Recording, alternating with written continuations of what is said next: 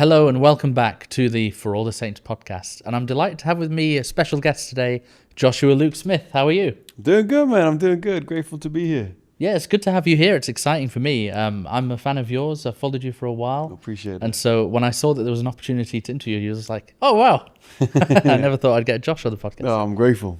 So tell us about your new book first. Can you show it to us? Yeah. So this is the hardcover copy. It's out in paperback as well. But yeah, this is the main event. Do you want me to jump into the detail of it? Give us a bit of detail. Yeah. All right. Well, the phrase is just a term my wife and I have been using for about 6-7 years. This is the main event, and it was born really in the experiences that pull you from the center of your life. So the feeling of wanting to run, and that can be anything from tragedy that you go through to just day-to-day annoyances. Yeah. There's all these like little reasons to escape your life, to dull yourself, to anesthetize yourself. And we would just say, hey, this is the main event. Like, this is the actual life we're living. And over time, it grew into becoming, like a family, like sacred mantra that would just pull us back into the center, or at least invite us back into the center. And we can get into some of those experiences. And my friends started using it, and people around us started saying it. And one January, nearly 3 years ago, over 3 years ago, I just started writing around the kind of invitation to return to your life. And these are stories of mine that have shaped who I am today. And the life you long for is hidden in the life you have. That's really what has been the sort of swelling of the last 10 years of can we come to believe that contentment isn't found in finding a life outside of your own, but embracing the confinements of what actually is. It's so cool. And can you give us a little interpretation of the artwork? Yeah, so this is my friend Joshua Numb did the cover, which I think is, I love it. It's so good. So it's got the, I'll point it to the camera, it's got the stained glass window, and within the glass window there is all these different just moments of ordinary life. There is the breakfast that is spilling, the cup that's fallen over, there is the flower that is wilting, there is the egg that is broken, and throughout the book there's these 4 sort of movements, chapters to it that kind of take you on the journey towards coming to this place of accepting your life for what it is. And the first is invitation, which might sound strange, but it's you are invited back into the center of your life. And I don't know you, Ben, I don't know you that well, but I know that for all of us, there's something that often pulls us away from living in the center. Something that compels us to believe that if we had something else or we were something else, we would finally be content. But this is no. You got to return to who you actually are and survey your life for what it actually is, an inventory of your life. So that's invitation, and the second is lamentation. That's the wilted flower there. And lamentation is this. It's a naming of pain. So when you return to your life, often you realize the reason you wanted to leave your life was because there was something uncomfortable in the middle of it. Yeah, and that might be something, a lament, an acknowledgement of something in yourself that you're struggling to love. It could be a suffering that you're having to accept. The writer Thomas Merton said, those who are unwilling to suffer, those who avoid their suffering are in the end those who suffer the most, because they fear being hurt in proportion to their fear of experiencing life. I just don't want to feel anything now. And then the third invitation is consecration, which is offering the reality of your life, the brokenness, the meagerness of it, the not enoughness of it to God, and saying loaves and fishes, would you do something with this? Which leads the final chapter, the final form is the Son, which is adoration. So invitation, lamentation, consecration into adoration, which is the restoration of wonder. So cool. What's the medium that you get that across? Is it a mixture of poetry, stories, reflections? Exactly. Yeah, poetry, story, essays. Your poetry is just so powerful. I love it. Appreciate it. So I think today there are a lot of Christians who I think they are more cultural Christians or inherited Christians, and some of those inherited Christians are able to find a faith in themselves and carry it on, and probably as many also leave and don't, out of whatever reason. Whereas people look at your work and I think they see something that's a lot more authentic. Raw has been used a lot to describe your work, and personal. How did you come to that, and how can others get that as well? Oh man, that's a good Big one question, to start. and it's one of those questions where you have named something in me that I probably wouldn't always name in myself. You know, of like Yeah. I appreciate it. I think It's like it's like if you compare it less Wesleyan hymns and more like real experiences today of modernity, but you just get to the core of it really powerfully. I think that's what we see in it. Well, I appreciate. I think the most compelling thing to me of the Christian faith is the incarnation. It's God dwelling with us in human form. That is what's rooted and anchored my faith. That is what attracts me to the Christian life, is God is dwelling with us in human form. So the invitation for me as a Christian is to become more human. It's to embrace the reality of my humanness and to become human. It's funny that it's like we're born, but then there's the process of becoming human. Our humanity is being something which is not quite developed yet, made in the image of God. Like, what does it mean to reprioritize, orientate your life around the image of God being the kind of, I guess, the magnetic north of your humanity? And so, yeah, like there is no invitation away from your humanity in the Christian life, which I think is why people find it less compelling when that's the narrative of like you have to transcend being human. It's like, no, like this, like the transhuman idea is so antithetical to the Christian life. It's to become more in your body, to become more embodied, to find God where he is. I quote the wonderful writer Paula Darcy in the book, who says, God comes to you disguised as your own life. He isn't somewhere else. He meets you in your life as your life is. So I'm attracted to poetry because a lot of the time the poets are just inviting us back into our lives, you know, giving us a greater awareness and appreciation of both life's tragedy and life's beauty. But that's the Christian faith, is to live in that tension of tragedy and beauty. That's the incarnation. That's Christ walking the earth, healing people, eating with people, sweating, bleeding, going through all the realities of being human. That's what I'm looking for. In one of the early chapters that I talk about, I have found a God who wasn't too proud to be seen with me. You know, that's the God I know. Like he's not too proud to be seen with me. And I think in other aspects of spirituality and religion, we have this view of a God that is distant from us, and a God who's willing to deal with us when we're kind of at a prepared place. And that's not who I see in Christ. I love that. Have you arrived at that through, I mean, you said before that you've grown up in missions and missionary work, and obviously you've written a number of books and music and all of that, but have there been seasons where God has felt distant from you? Have you arrived at this place? I mean, God feels distant more than God feels intimate to me. I've had moments, I'd say, when I felt the intimacy and the relational depth of God. But in terms of my experience of being a human, knowing God, the feeling of distance or absence and doubt is a constant for me. And I kind of, I suppose growing up, I wish that there had been a bit more conversation about that. You know, Jesus invites Thomas to put his fingers into his wounds, you know, and at that point, Thomas believes, and Jesus says, better that you believe without seeing. And I feel like that's such a compelling phrase from Christ. It's better for those to have believed without seeing. Why?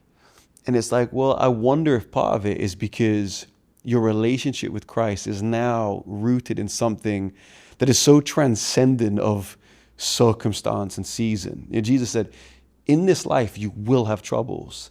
And part of my upbringing was just aware of the troubles. Like I grew up in a space where extreme poverty was just apparent, and, you know, different expressions of violence. And it's like, there's a fly in the ointment. You know, there is something wrong here.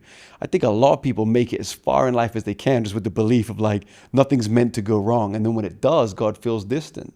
Well, God wasn't present to you. Your abundance was present to you, or your comfort was present to you. It wasn't actually God that was present to you. Because as soon as you found suffering or you found trial, God became distant. Do you know what I'm saying? So I feel like there's a relationship with God which is whether I feel you or not, or whether I see you or not. My trust that you're there is like the constant hum beneath everything else in life. And my simple prayer every day is like, Lord, make me more aware of your presence. How? In conversation with people, in observations of the world, of just in stillness and in chaos, just like, may I be aware of you here. Yeah, I love that. It reminds me of something that got... I think that's the power of poetry and great writing, and how it can draw us closer to God is...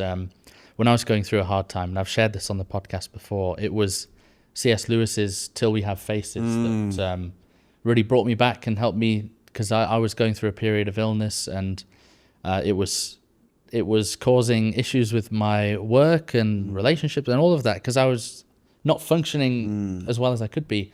And I was like, I'm praying a lot for healing and for the Lord being close to me. And I read that line from Orwell where she writes a complaint to the gods and then says, I know now, Lord, why you utter no answer. You are yourself the answer. Before your face, questions die away. What other answer would suffice? And I realized that, like, well, I'm looking at this the wrong way. Oh, May. Just thinking then of Dostoevsky, the Brothers Karamazov. Have you read that? Oh, I haven't. I would love to. It's a bit intimidating of a book. Well, there's one famous chapter, The Grand Inquisitor, which is effectively this dialogue between a man and Christ. And there's all these questions and accusations about Christ and his absence, or his seemingly, his failure.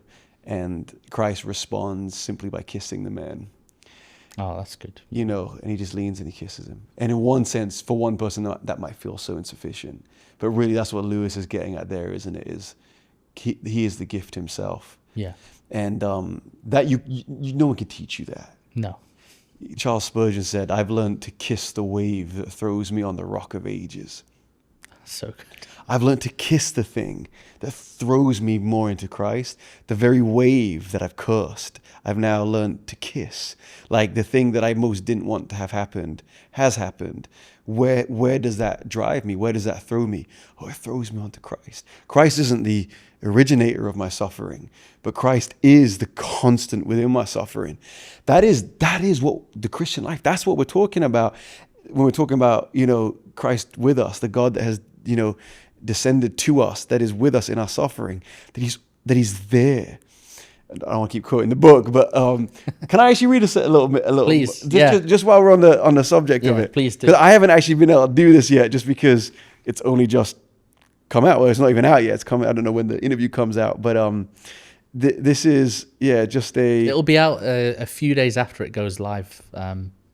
Okay. So people can. The link will be in the description. Okay. Hope people get it. All right. So this is very in line of what we're speaking about here. All right. I pined for the God who isn't afraid of hospital hallways, the God who promised to be with the brokenhearted, the God who in Jesus stood before the crowds and declared, "Blessed are those who mourn, for they shall be comforted."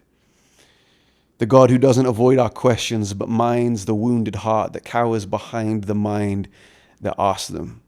What I needed was presence.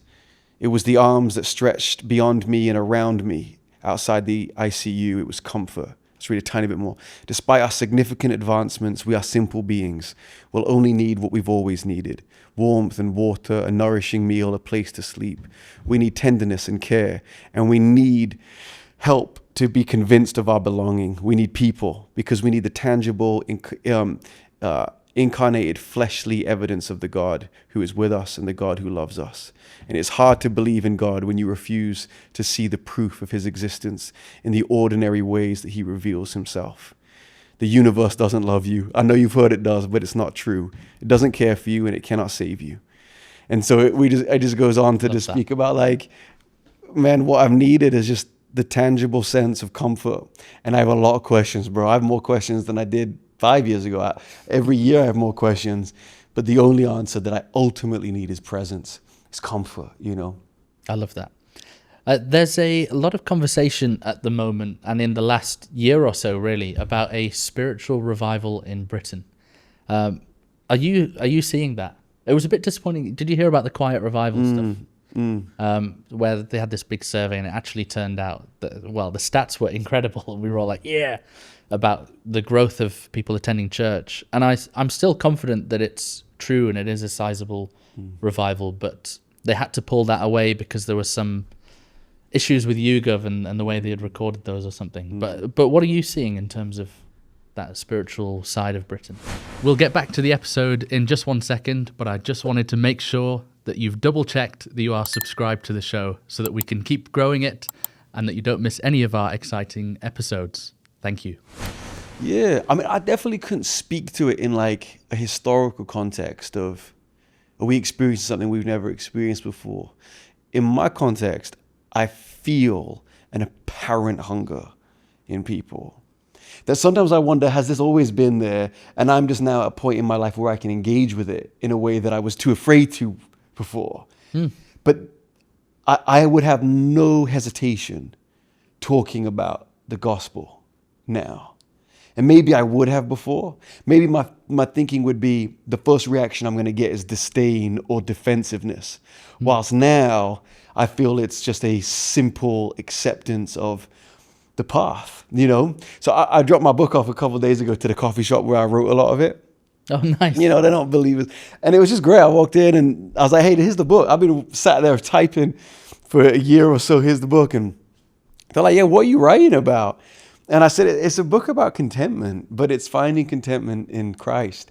And just told them a bit about it. And it was just a beautiful conversation. And I'm in prison 2 days a week. And so that in itself has been another context where I just feel a apparent hunger, you know, a desperation for something that is transcendent of what is being offered.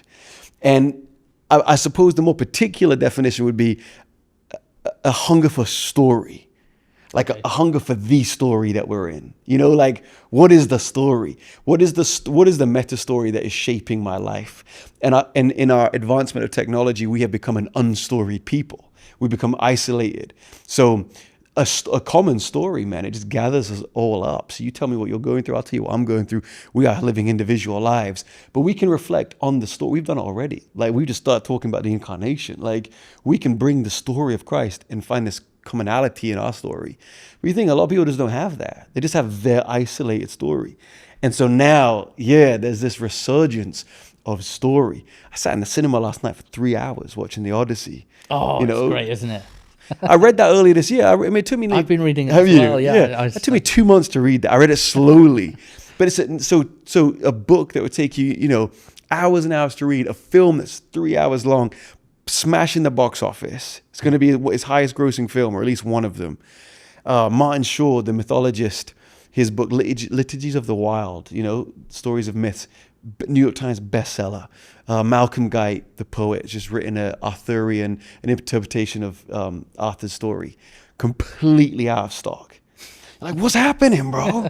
Like, yeah. Oh, I'll tell you what's happening. The need for a story we are in the age of the bard once again, the storyteller, and Christ is the true myth.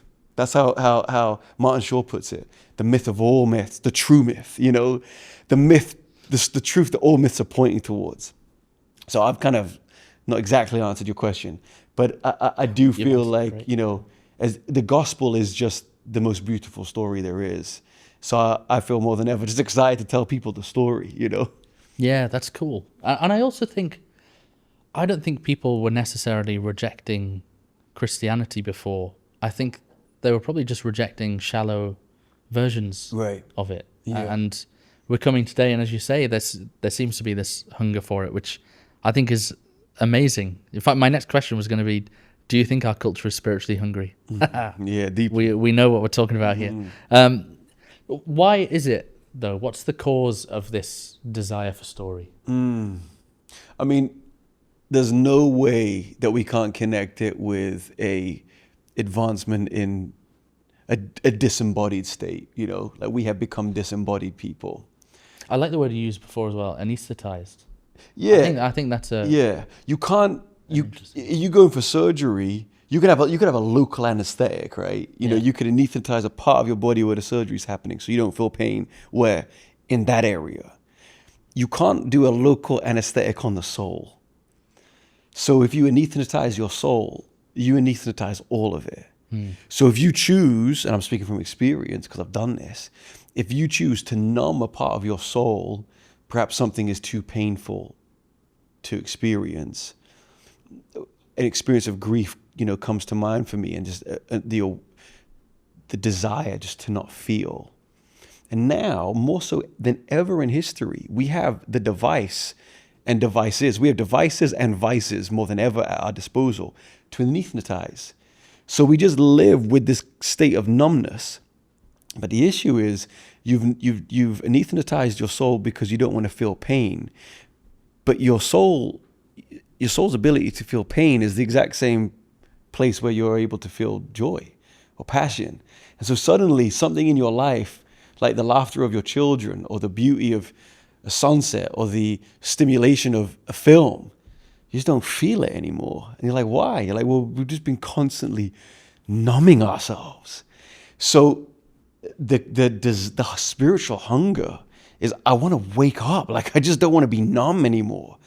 And I don't think what we're looking for is another story around comfortability. We're looking for something around conviction. Who was it? Chesterton said, Christianity has not been tried and found wanting. It has been found difficult and left untried. It's like this is a spirituality that costs you, but it ultimately costs you who you don't want to be. So I don't want to be apathetic, but it's easy to be apathetic. I was saying this to the guys in prison yesterday. I say, why is it that the things that are worst for you have no resistance against you, and the things that are best for you have the most resistance toward everything? Like on the most super going to the gym, eating well. It's just, you know what I mean? Yeah. So, and the Christian life, it's you're signing up to die. Mm-hmm. You're signing up for the crucified life, to live with Christ to the point that your flesh, and if we can just define the flesh, everything that is the antithesis of who your truest self is called to be crucified with Christ. Paul writes in Galatians 2:20, the first verse I ever memorized as like a teenager. It is no longer I who live, but it is Christ who lives in me. So the life I live in the flesh, I live by faith in the Son of God who loves me and gave himself for me. Like, what a claim. It is no longer I who live. That's not to say I am now void of personality, but everything I don't want to be no longer exists. Why? Because the life I live is defined not by what I'm able to do or achieve, but is defined by the Son of God who loves me and gave himself for me. So I'm not defined by the best thing I've done, but I'm not defined by the worst thing I've done. Like, this is the story of all stories. So it's like, my friend, wake up to your grief and feel it in its full measure. And the blessing is that you will be comforted. And wake up to your joy. And the blessing of that is you will find the source to which you can be grateful. Because there's a similar sense of lack when you have gratitude, swelling within you, but there's nowhere to give thanks to, Yeah. I mean, it's so common today, and it's really sad, but you hear a lot, and I guess maybe I hear it more because I work in podcasting, and I think it's something more podcasters talk about, but this kind of, when they achieve things and they don't feel anything. And it's almost, whenever I hear people having a turning moment in their mental health or in their journey of achievements or whatever, it's very often they say, I was at this incredible place and I felt nothing. I felt numb, and I realized, why aren't I feeling anything? Yeah. And that's usually a moment where they start to question and ask themselves why. And I love the way you've put that, because there's a quote, you've already achieved things you said would make you happy. Right. And we're in a place where we're obsessed with what's next. Exactly. What's further. So yeah, exactly. That's when you realize this thing isn't the main event. I thought it would be, but it's not. And all these intricate details interwoven into my life were the main event, and I missed them all. Because the irony is there's never another there. Like, you always want to I want to get there. Yeah. What is there? There is just here.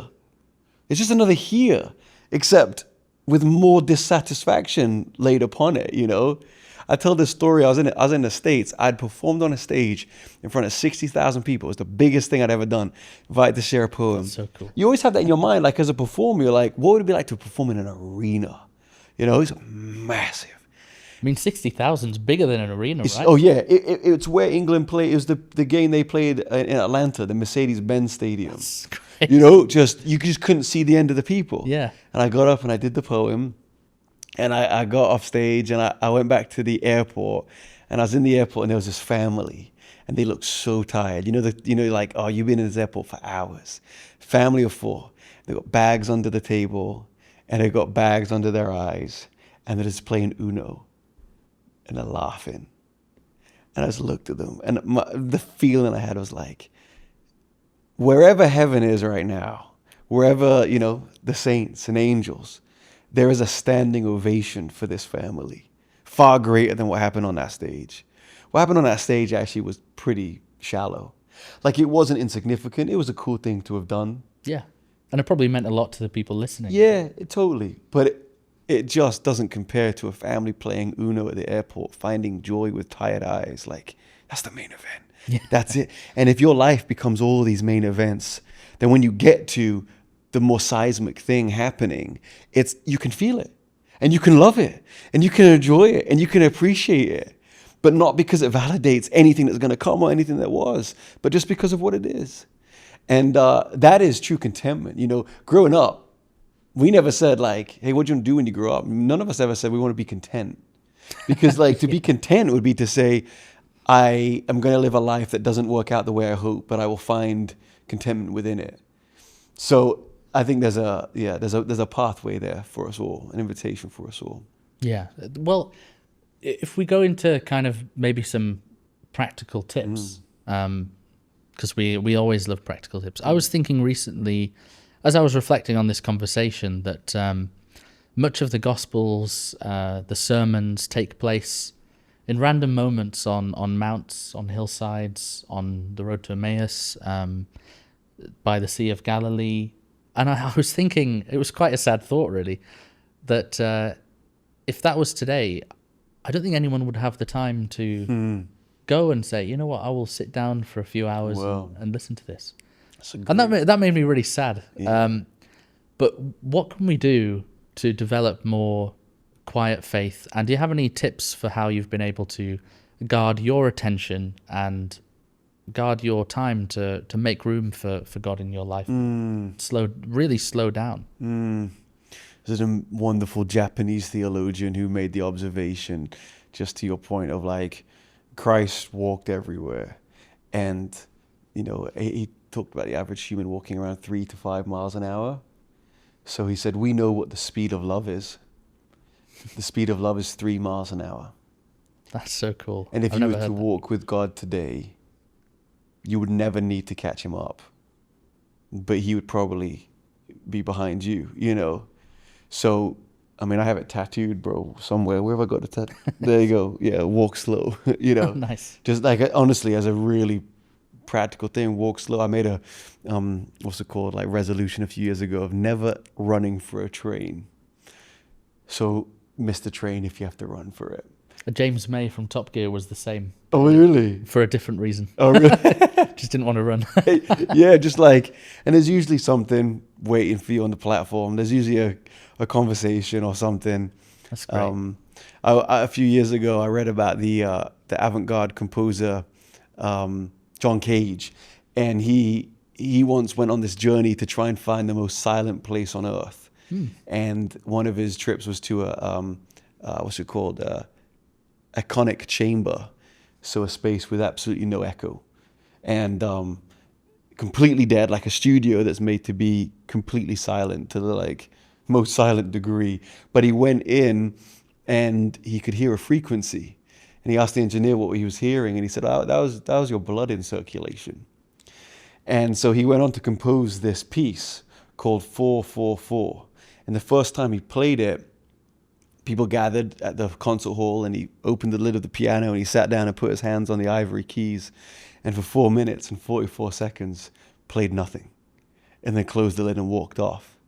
And the piece was to just reveal, wherever there's silence, there's the sound of something. And I took that into my own life as a daily practice that I invite people into all the time, of like, just begin each day with 4 minutes and 44 seconds to hear the actual sound of your soul, like to hear what's actually going on. The psalmist says, search me and know me. And if you want to live a sustained spirituality, that prayer must be a part of your life.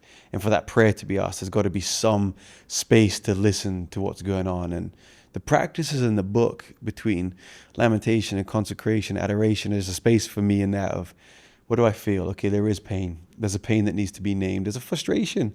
There's an anger, there's a rage. I always say to guys in prison, there's no such thing as road rage. There's just rage. And then there's a road.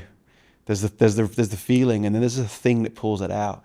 So that just time in the morning, it's a really simple, practical thing. But yeah, there's another story. Carl Jung, the psychotherapist, yeah, had a man come visit him who was angry and frustrated, and he said to Carl Jung, like, "You're the great doctor, fix me." And Carl Jung just said, "All right, for the next 2 weeks, be on your own, finish work, and just spend time on your own. Come back to me after 2 weeks." And the guy comes back. And he's like, "I'm still angry, I'm depressed, I'm frustrated." And Carl Jung says, "Well, what did you do?" And he says, "I did what you told me. I just went home." He said, "What did you do?" And he's like, "I just did what you do when you're on your own at home. I listened to some Chopin, I read Hemingway." And Carl Jung said, "I didn't ask you to spend time with Hemingway, I asked you to be on your own."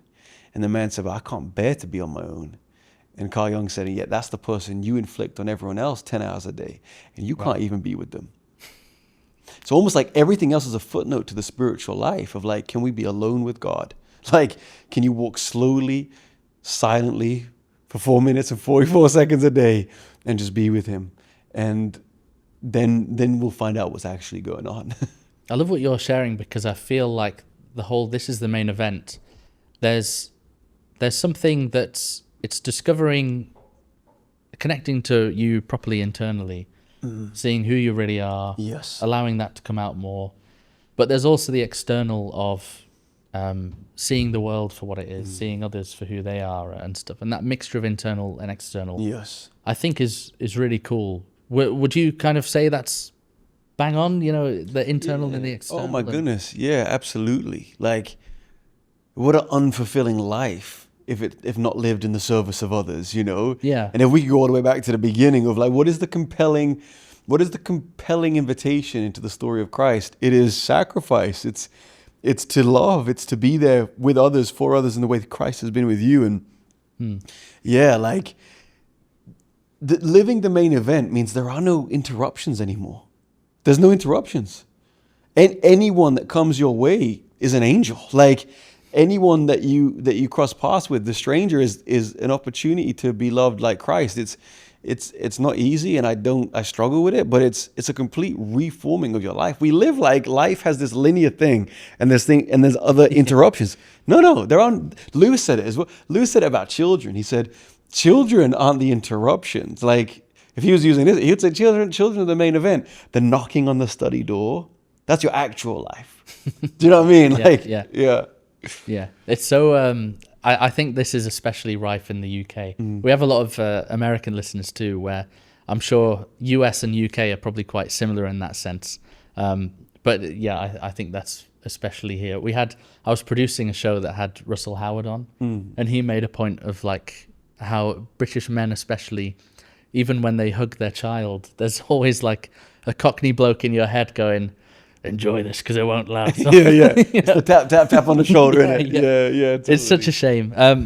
I want to touch on, well, poetry, but also the psalmists and your work in prisons. And what are you doing in prisons? What are you doing, and what have you learned from being with prisoners? And I mean, we go in and we write poems. We spend a few hours in different prisons every week, working with the guys to help them come to a bit more of an awareness of why they are where they are, seeing poetry as a means of excavating the soul and uncovering some of the truths that are harder to... Poetry? Why is that so effective for doing that? Yeah, poetry requires you to listen to your life.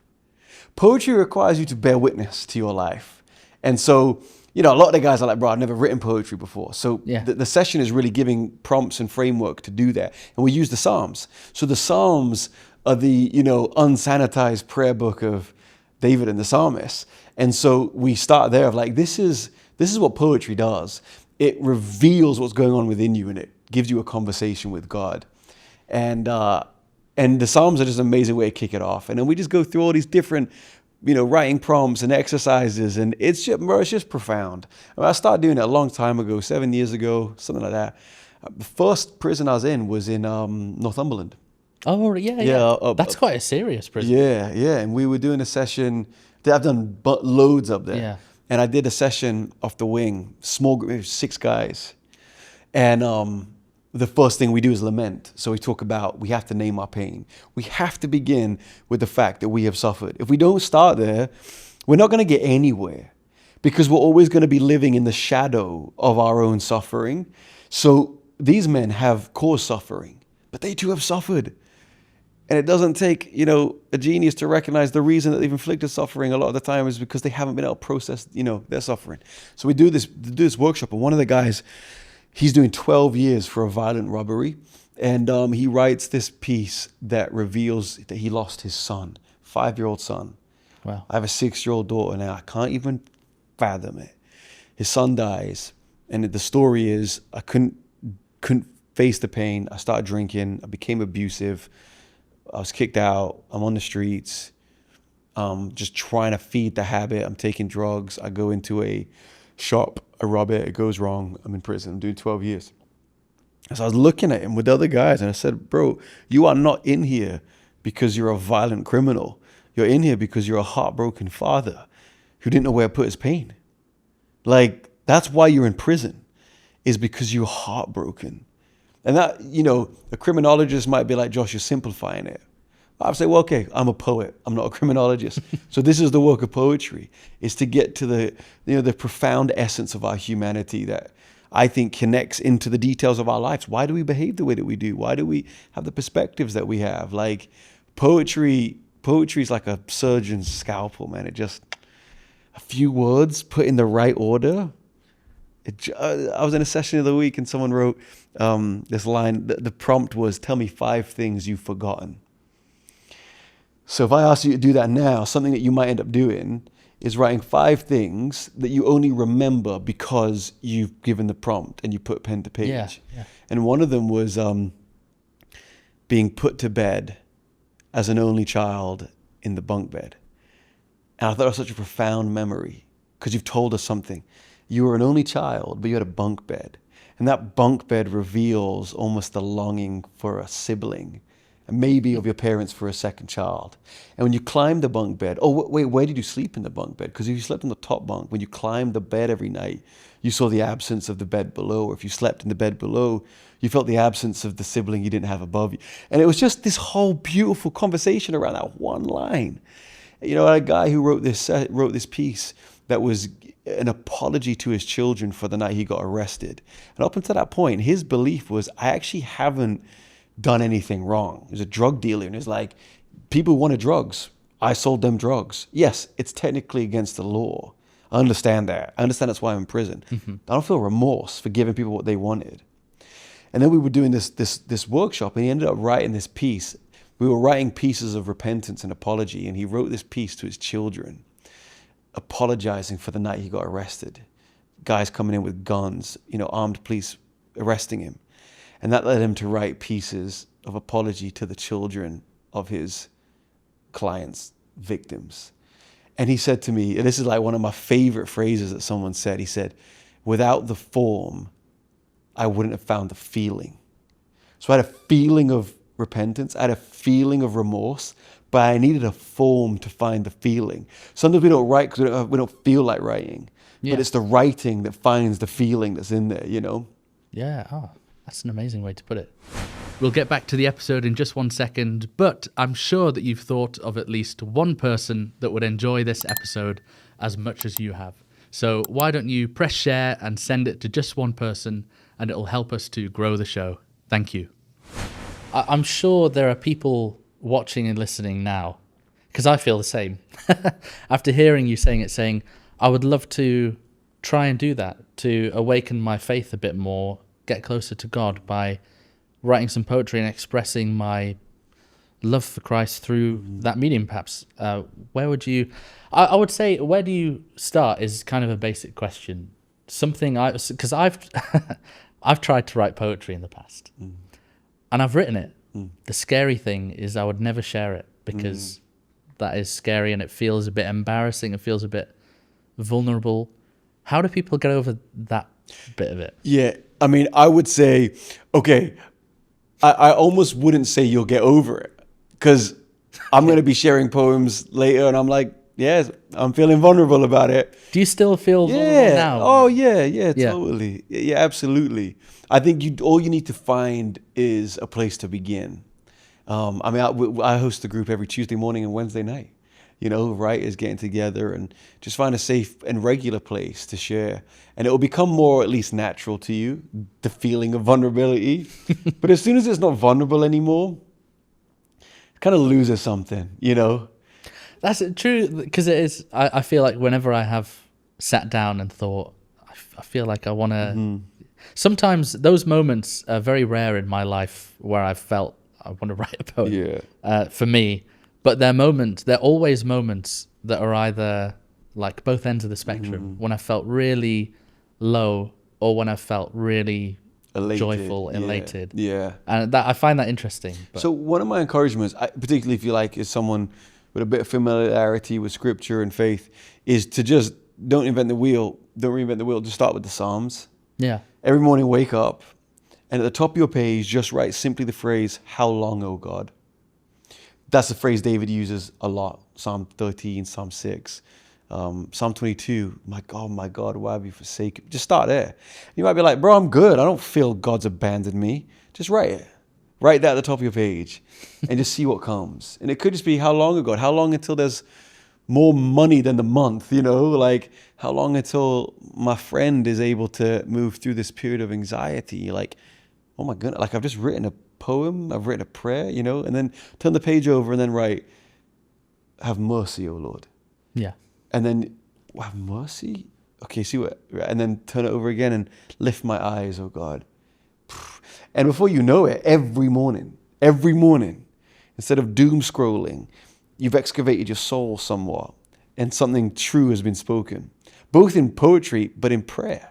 And that's a wonderful thing. That's a great invitation. I hope people listening, I'm going to try that. I'm going to do that. That's a great one. I love the Psalms.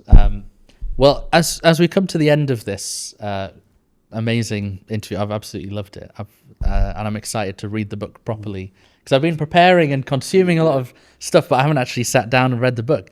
I wondered, usually with all my guests, I kind of ask a nice question to wrap up and bring it together. But I was wondering, slightly different, if based on the conversation we've had today or how you're feeling today, if there's a poem or a blessing or something that you have that you'd like to share with us, our audience, to kind of finish it off.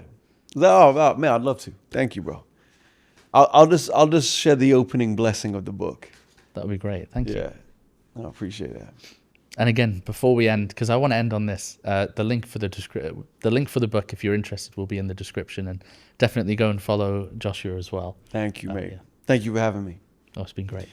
All right.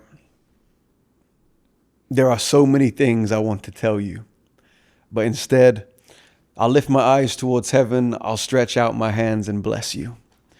And I'm not entirely sure how blessings travel, how they move through time and space and rest upon the shoulders of those they grace. I just pray you see your place in the unfolding of this creation and know how lost would all be without you, especially on the days when the car won't start and the jam jar breaks and making your way out of bed takes everything you have.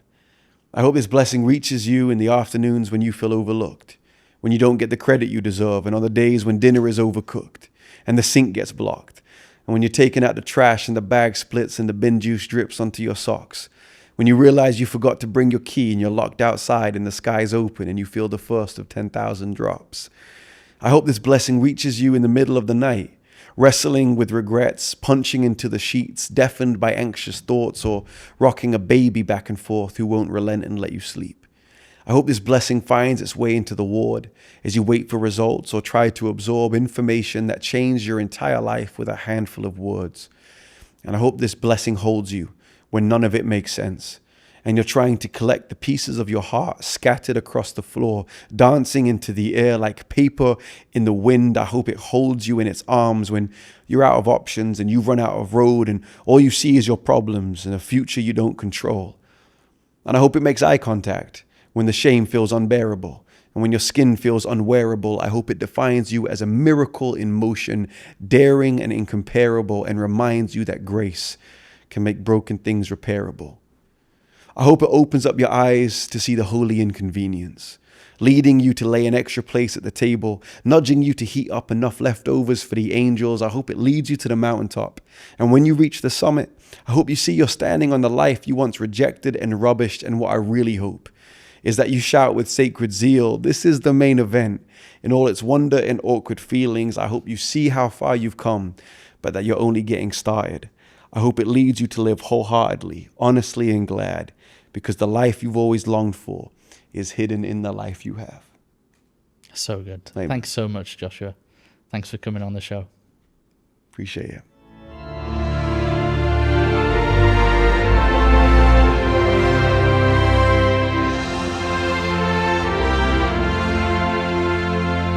Thank you for watching For All the Saints. If you enjoyed that episode, then you'll love this one.